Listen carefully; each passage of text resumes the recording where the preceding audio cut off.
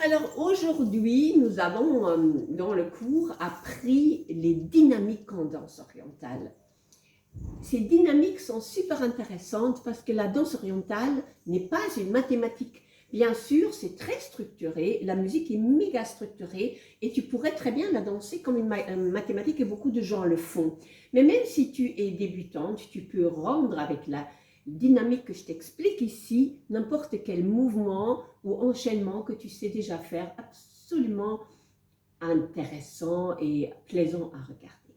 Donc, qu'est-ce que c'est une dynamique?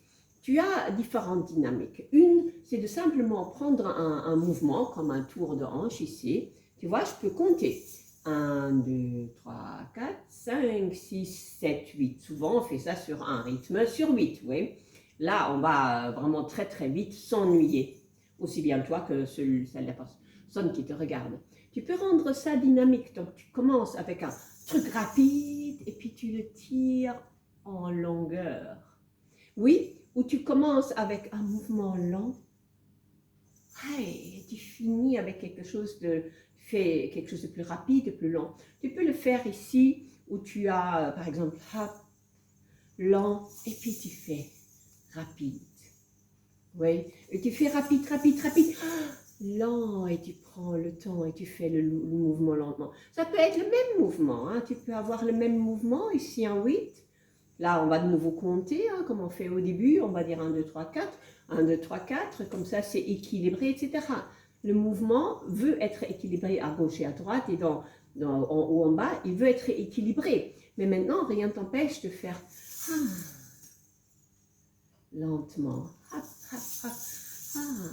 Oui, et tu respires aussi autrement en réalité. Hein. Tu vas respirer autrement. Tu vas dire oui, tu vas avoir ça.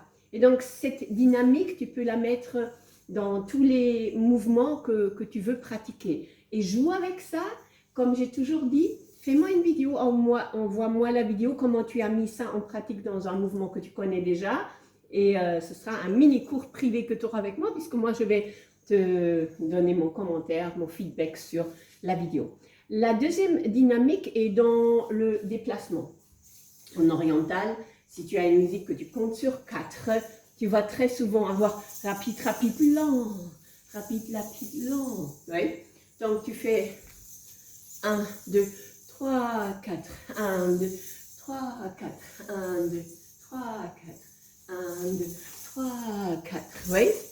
Tu as cette dynamique, 1, 2, 3, 4. Ça, c'est une autre dynamique très simple à faire. Hein. Au lieu de marcher 1, 2, 3, 4. Tu vois, si tu marches comme ça, tu vas avoir une tout à fait autre musique. Mais dans certaines musiques qui sont plus fluides, ben, tu veux rapide, rapide. Et là, tu tires ça en longueur et tu tombes sur le 1 presque un peu en retard. Ça, c'est magnifique.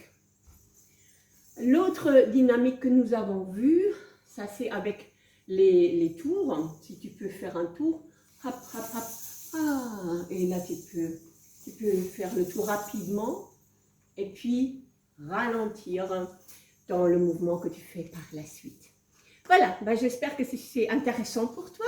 J'espère que tu as appris quelque chose ici de nouveau. Si c'est le cas, mets-moi un commentaire, mets-moi un like, abonne-toi à ma chaîne. Et je m'appelle Gudrun, si tu ne me connais pas encore. J'ai donné cours à Bruxelles pendant une de mes éternités. Je donne toujours encore cours, mais mon cœur et ma passion va principalement à la méthode que j'ai développée qui s'appelle Chandra Danse ta vie, où nous prenons la magie, le côté thérapeutique et sacré de la danse orientale, ensemble avec plein d'autres éléments. On le sort du contexte culturel et on va l'utiliser pour pouvoir se connecter à notre féminité, à notre puissance, à notre sensualité en conscience. Parce que ce que tu fais à un endroit, tu le fais partout. Autant l'apprendre en dansant et trimballer cette nouvelle identité et cette prise de conscience dans ta vie de tous les jours. Parce que c'est là, quand elle change, tout change. Merci de m'avoir regardé et à très bientôt pour la prochaine vidéo.